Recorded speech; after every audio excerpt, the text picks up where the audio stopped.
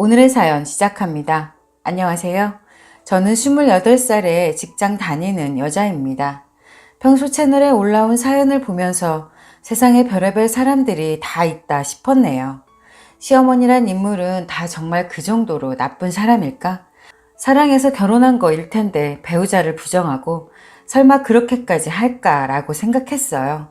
왜냐하면 도저히 제 상식으로는 상상이 안 갔거든요. 또 내 자식이 내 형제가 사랑하는 사람인데 그 사람한테 그렇게 악독하고 비상식적으로 대할까 싶었죠. 하지만 세상에나 제가 그런 일의 주인공이 될 줄 정말 몰랐네요. 제가 겪은 세상의 별의별 일을 한번 써볼게요.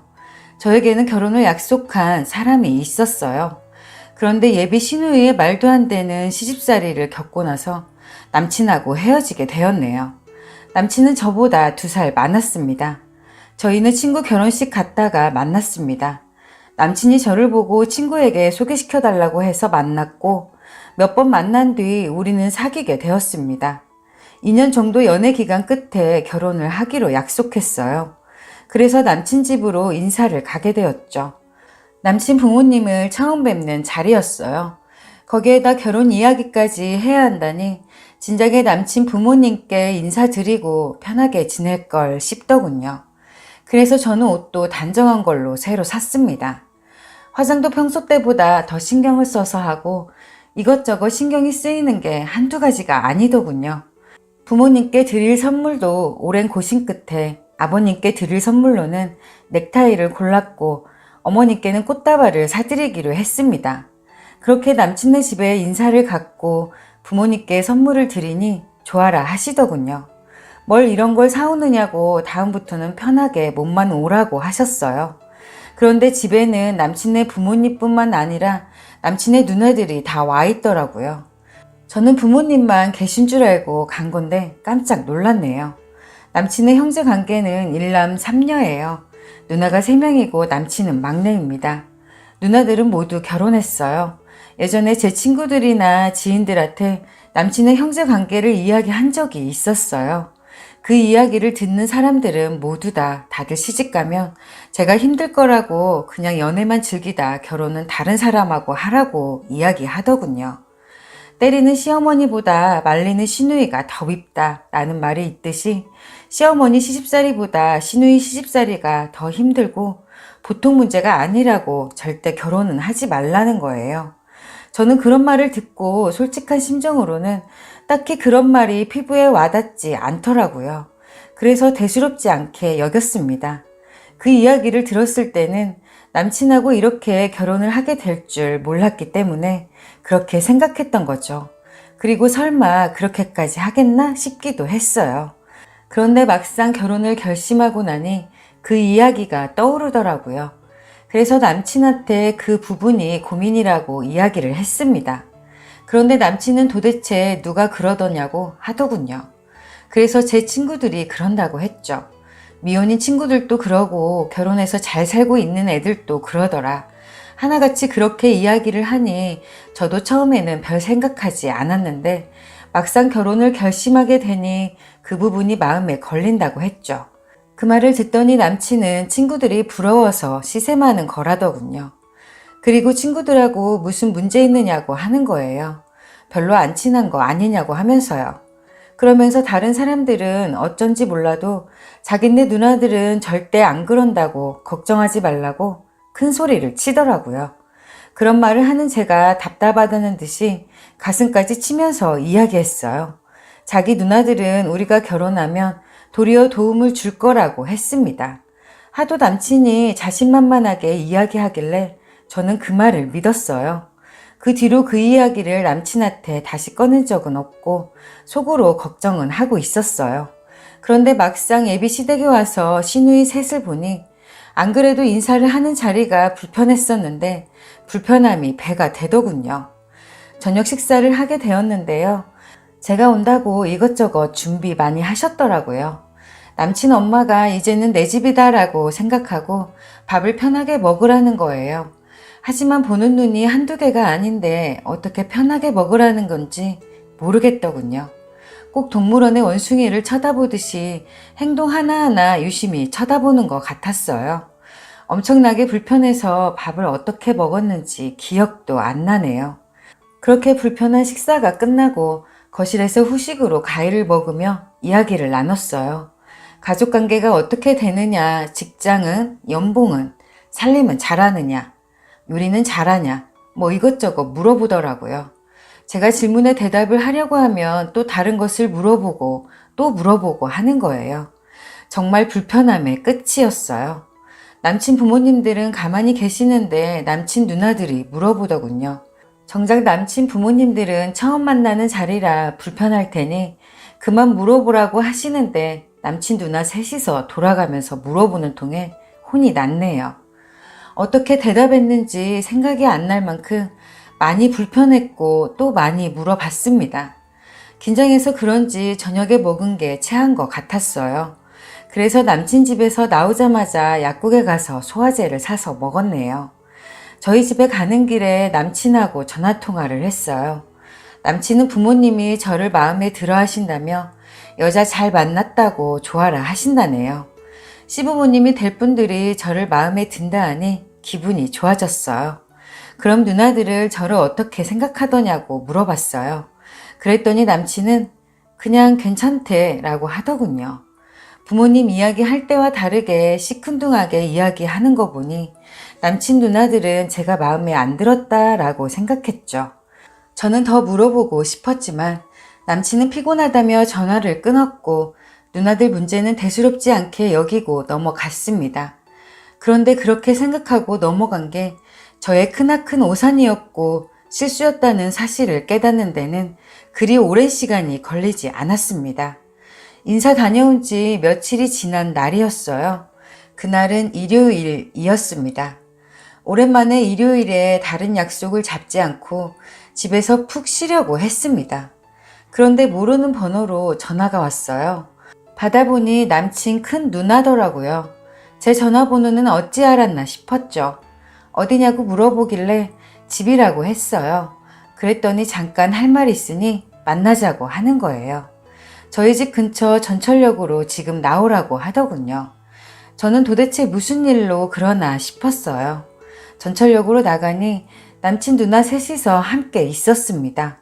언니들은 저를 보자마자 갈 데가 있다며 자기 차에 무작정 저를 태우고는 어디론가 가는 거예요. 아니 지네들이 나를 언제 봤다고 이렇게 막무가내로 행동하나 싶어서 기분이 엄청나게 나빴어요. 저는 도대체 무슨 일이냐고 지금 어디 가느냐고 물어봤습니다. 그랬더니 오늘이 어머니 생신이라며 음식 장만 해야 하니 장을 보러 간다고 하는 거예요.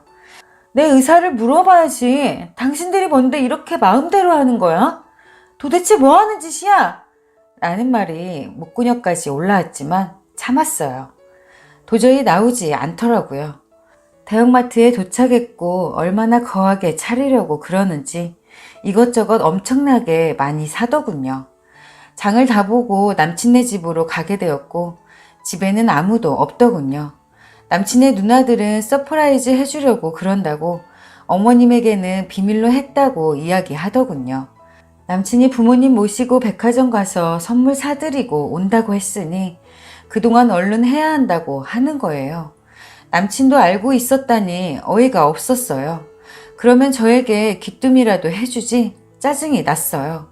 그런데 더 기가 차는 일이 저를 기다리고 있었어요. 남친의 누나들은 해야 할 음식 종류가 적힌 종이를 저에게 내미는 거예요. 저는 그걸 손에 받아들고 어쩌라고 뭐 하자는 거냐는 얼굴로 쳐다봤습니다. 그랬더니 제일 큰 언니가 뭐 하는데 가만히 있느냐고 그러더군요. 시간이 없다며 얼른 빨리 시작하라고 했습니다. 그러면서 저만 쳐다보고 있는데 남친의 누나들은 요리를 할 마음이 없어 보이더군요. 그래서 저는 그러니까 이걸 전부 저 혼자 하라는 거냐고 물어봤어요. 그랬더니 며느리가 될 사람이 직접 차려주는 생신상 받으면 엄마가 얼마나 좋아할 거냐며 저보고 혼자 하라는 식으로 이야기하는 거예요. 그러면서 저번에 우리한테 요리 잘한다고 하지 않았냐고 그러더군요. 인사 갔을 때 요리 잘하느냐고 물어봐서 웬만한 거는 한다고 했는데 못한다고 할 걸 한 후회가 들었어요. 아무리 그래도 제가 직접 생신상을 차린다고 제 입으로 한 것도 아니었잖아요. 지네들 마음대로 영문도 모르는 저를 끌고 와서 지네들 엄마 생신상 차리라고 하고 도와주지도 않는 건 너무한 거 아닌가요? 그래서 도와달라고 했어요. 그랬더니 본인들은 요리를 잘하지 못한다네요. 그럼 저 혼자 저걸 다 어떻게 하느냐고 했습니다. 그랬더니 저번에 요리 잘한다고 했잖아 라고 하면서 그럼 우리 부모님 앞에서 거짓말한 거야? 그렇게 안 봤는데 어떻게 처음 만난 자리에서 그럴 수 있어? 이러는 거예요. 세 명이 저를 가운데다 두고 저한테 다그치듯 이야기하더라고요. 저는 누가 거짓말 했느냐고 저희 집이 아니라 주방 기구 어디에 있는지도 모르고 소금 설탕 이런 것도 어디에 있는지 모르는데 어떻게 요리를 하느냐고 했습니다. 그리고 이렇게 많은 요리를 혼자서는 못한다고 했어요. 그러니까 같이 하자고 했습니다. 그랬더니 싱크대 열어보면 다 있다고 알아서 찾아서 하라네요. 도저히 말이 안 통했어요. 그러더니 지네들이 있으면 걸리적거릴 테니 요리할 동안 집 앞 커피숍에 가 있겠다고 다음에 전화하라더군요. 제가 뭐라고 할 새도 없이 수고하라고 한마디를 하고 지네들끼리 나가버렸어요. 저는 정말 어이가 없어서 화가 났어요. 그래서 남친한테 전화했습니다. 그런데 뭘 하는지 전화를 안 받더군요. 이것들이 다들 짜고 나를 골탕 먹이는 거였어요. 그 상황이 정말 답답해 미치겠더군요. 남의 집에서 그것도 한 번 본 애비 시어머니의 생신상을 차려야 하는 이 상황이 짜증이 나고 성질이 났습니다. 도대체 제가 뭐하고 있나 싶더라고요. 남친에게 계속 전화했지만 안 받았어요. 그러다 저는 더 이상 참는 것은 무리라는 생각이 드는 거예요. 더 참다가는 속병이 들 것 같았어요. 내가 더러워서 이런 몰상식한 집구석의 아들하고는 절대로 결혼 안 한다라고 생각했죠. 하지만 이대로 그냥 아무것도 하지 않고 돌아가면 두고두고 후회할 것 같았어요.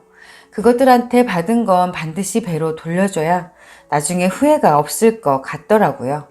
그래서 장봐온 걸 주방에 펼쳤습니다. 그리고 칼과 도마를 꺼냈어요. 저는 장을 봐온 걸 다 칼로 다지기 시작했습니다.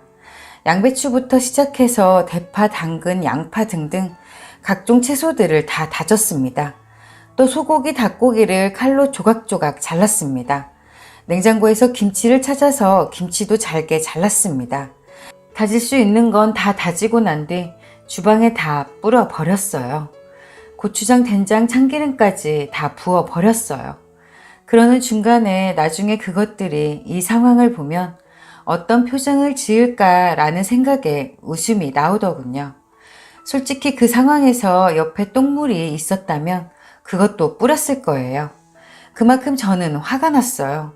집안을 아주 난장판을 만들고 저는 집으로 돌아왔어요. 그런데 2시간쯤 지났을까요? 남친한테 전화가 불나게 오더군요. 저는 태연하게 전화를 받았습니다. 남친은 집안 꼴이 이게 뭐냐고 화를 내더라고요. 왜?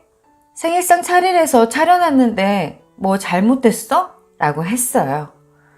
야, 장난하냐? 도대체 이게 뭐냐고. 니네 엄마 생일상 차리래서 그랬는데 뭐 어쩌라고. 그리고 내가 차린다고 했냐? 니네들이 몰상식하게 끌고 가서 그게 뭐 하는 짓이야. 니들같이 무식한 집안이랑 더 엮이기 싫어.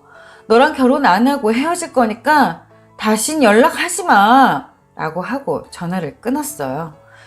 그 뒤로 전화가 불이 나게 왔지만 안 받았어요. 그랬더니 이번엔 남친 누나들한테도 전화가 오더군요. 저는 일부러 더 열받으라고 전화를 받고 바로 끊었습니다. 몇 번을 받자마자 끊으니 정말 열을 받았는지 톡과 문자가 엄청나게 오더라고요. 저는 답장을 했습니다. 쌍욕이 날라오길래 저도 똑같이 해주었습니다. 하는 걸 보니 지들보다 한참이나 어린 저한테 욕먹으니 정말 화가 많이 난 것 같았어요. 결혼도 하기 전인데도 불구하고 저를 그렇게 대한 그놈의 집구석에 복수를 해주었네요. 그렇게 하고 나니 후회도 전혀 남지 않고 속이 후련하네요. 저 그 남자와 그리고 그런 집안과 끝장낸 거 잘한 거죠.